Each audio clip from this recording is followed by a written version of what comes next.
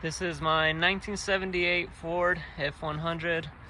I've been working on a Crown Vic swap for a couple months now, and I just received the rear shocks. I'm not sure if they're gonna fit. We're about to find out today. So let's try them out.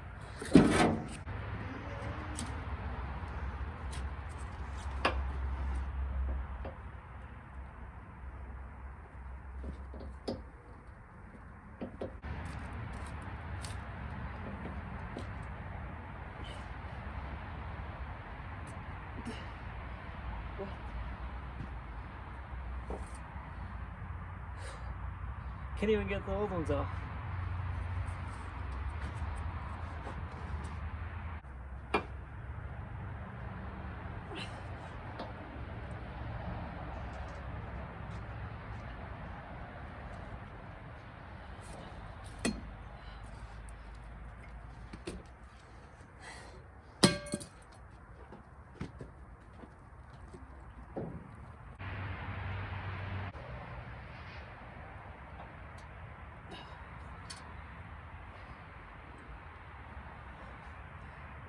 I just forgot to put on the bushings.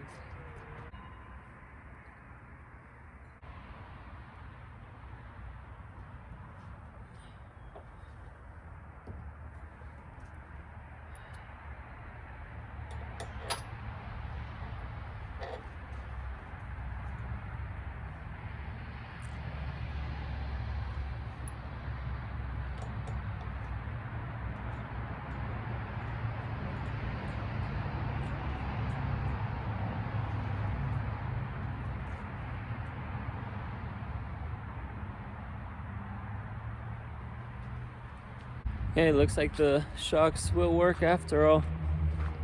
The reason I didn't know if they were gonna fit or not is because they're not for this truck. But I did lower the back, so I couldn't use the original ones anymore. So I went to Rock Auto and looked some up for an 85 Ford Ranger.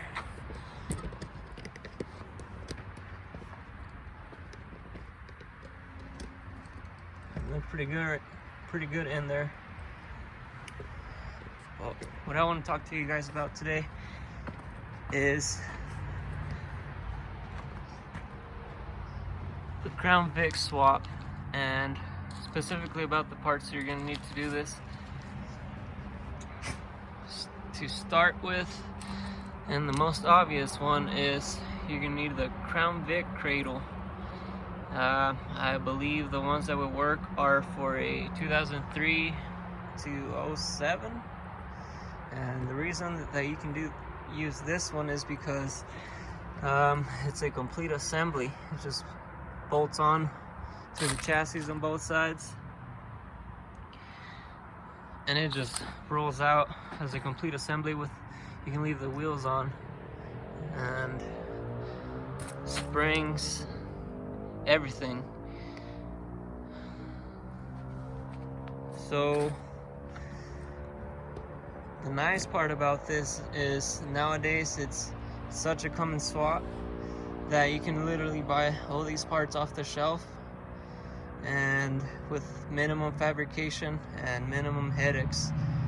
The first thing you need are these plates.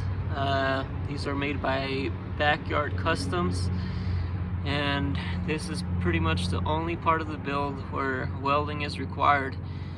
And unfortunately, and the most scary part, is cutting your frame. You have to notch it, then you just box it in with this, and the holes are made in it. So after you do all your measurements and cutting, the bolts drop right in, and it lets you just bolt it up.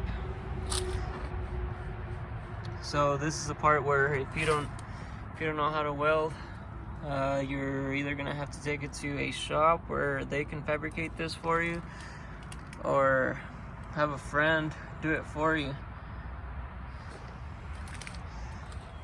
Like I said, other parts that you can buy off the shelf that don't really require any fabrication, unless you want to do it yourself, are the engine mounts.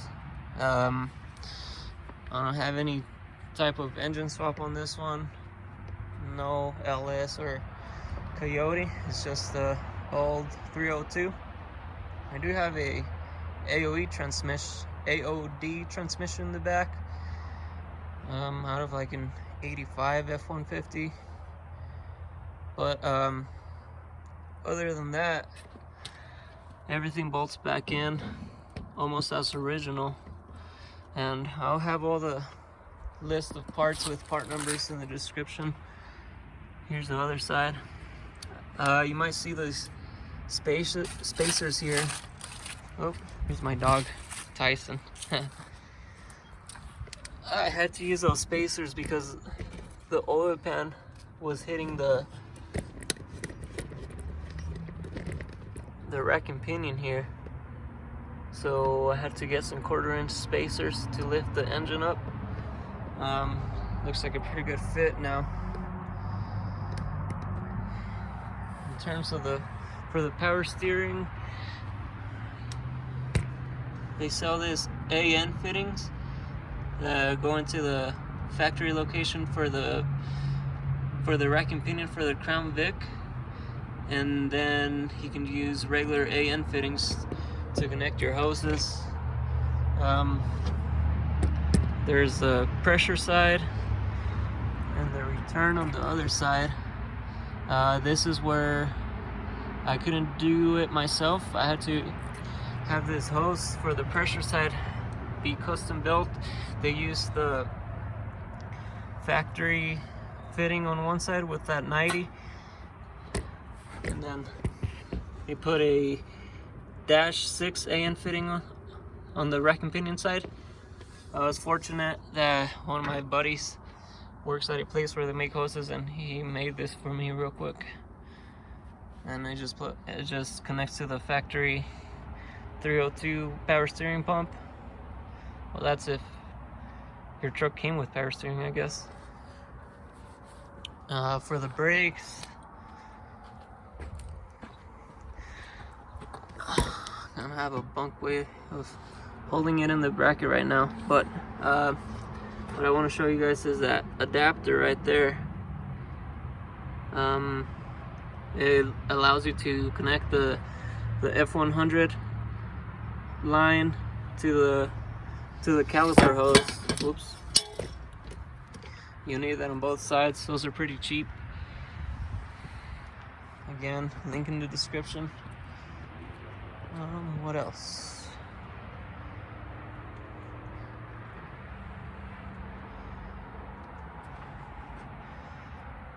I guess I can show you guys how I'm gonna connect the actual steering wheel to the rack and pinion.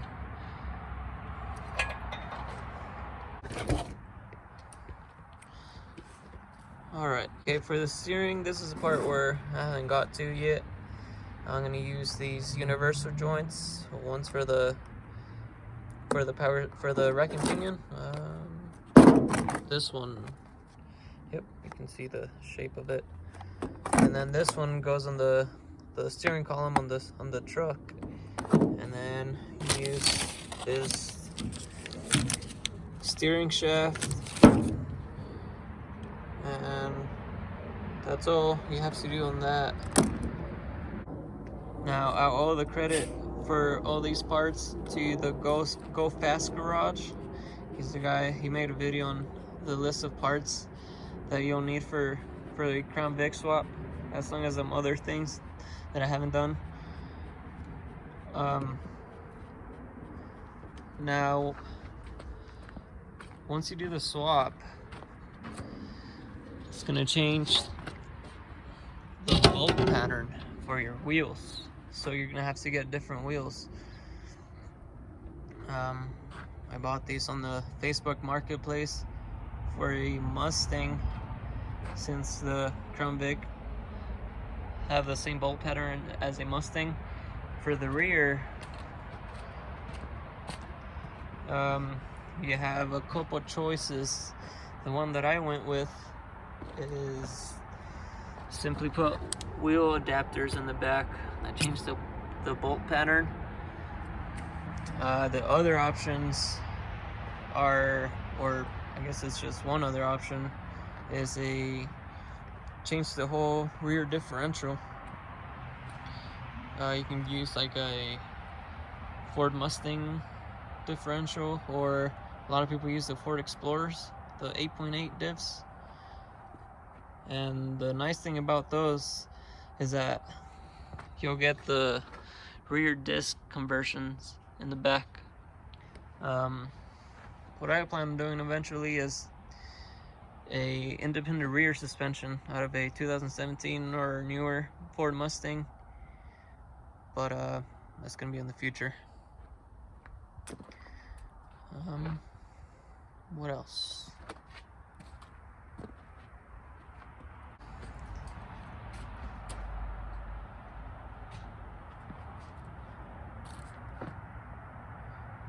I do have the sway bar. I just haven't installed it because when I bought the cradle, I don't know how they took off the sway bar, but I think they broke the sway bar links, so I have to buy those. And also, I guess the cradle sat for a really long time, and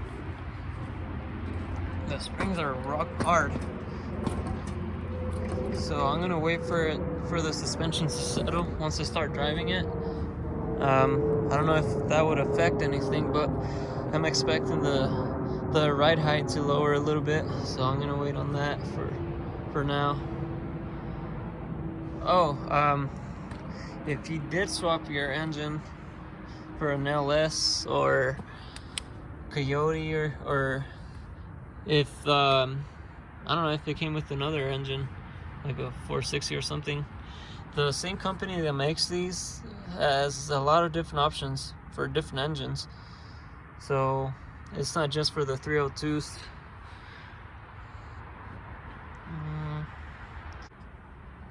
Oh, for the shocks, I'll give you guys a part number as well. Like I said, I went with the KYBs. Yes, Japanese shocks on an old school American truck, but I think KYBs are pretty good. The part number for these shocks is here, KG5440. As you guys saw, I just installed them, so I don't know how well they'll ride with them since they're for a smaller truck, but lengthwise they bolted right up, so fingers crossed on that. I already ordered some different shocks before I got those that didn't fit. Those were for I believe it was a 93 Nissan hardbody truck, but those were too short. But if you guys went lower than I did on that, I just did a axle flip on mine.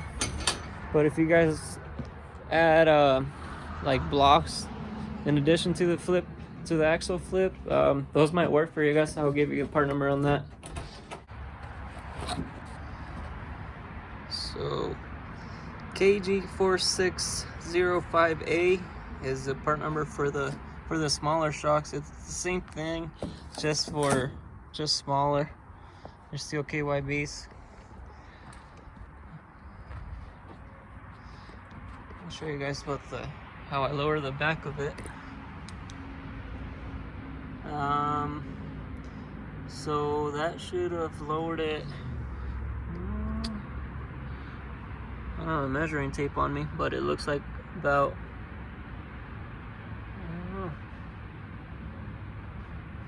let's say 6-7 inches. So if that's how much you lowered yours, the first part number, the ones that I just installed, would work for you. If you went any lower than that, or I guess a lot lower than that, I'd go with the smaller ones.